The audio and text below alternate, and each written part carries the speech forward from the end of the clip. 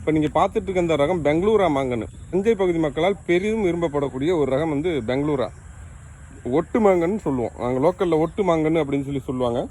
இந்த ஒட்டு மாங்கன்னுனா பார்த்தீங்கன்னா பெங்களூராவை தான் நம்ம ஒட்டு மாங்கன்னு சொல்லுவோம். இங்கே பாருங்கள், கன்று எவ்வளோ தரமான கன்று பாருங்கள். 3 கிளை வந்து 3 கிளைக்கு மேலே இங்கே எத்தனை கிளை பிரிஞ்சிருப்பாருங்க. ஒவ்வொன்றையும் 4 கிளை பிரிஞ்சிருக்கு. அது மாதிரி எல்லாமே அருமையான கன்று. நீங்கள் எந்த கன்று வேணாலும் இதில் சூஸ் பண்ணி எடுத்துக்கலாம். 200 ரூபா மட்டுமே. எல்லாமே ஒட்டு மாங்கன்று, பெங்களூரா ஒட்டு மாங்கன்று. எல்லாமே நல்ல குவாலிட்டியான கன்று. எல்லாமே கிராஃப்டிங் நல்லா சேர்ந்த குவாலிட்டியான கன்று. காய்கள் இந்த மாதிரி ஷேப்பில் தான் இருக்கும். கிளிமூக்குன்னு சில பகுதிகளில் கிளிமூக்குன்னு கூட சொல்லுவாங்க.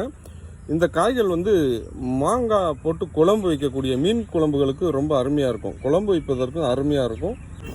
ஊறுகாய் போடுவதற்கு சிறந்த மாங்காய் இந்த ஒட்டு மாங்காய்.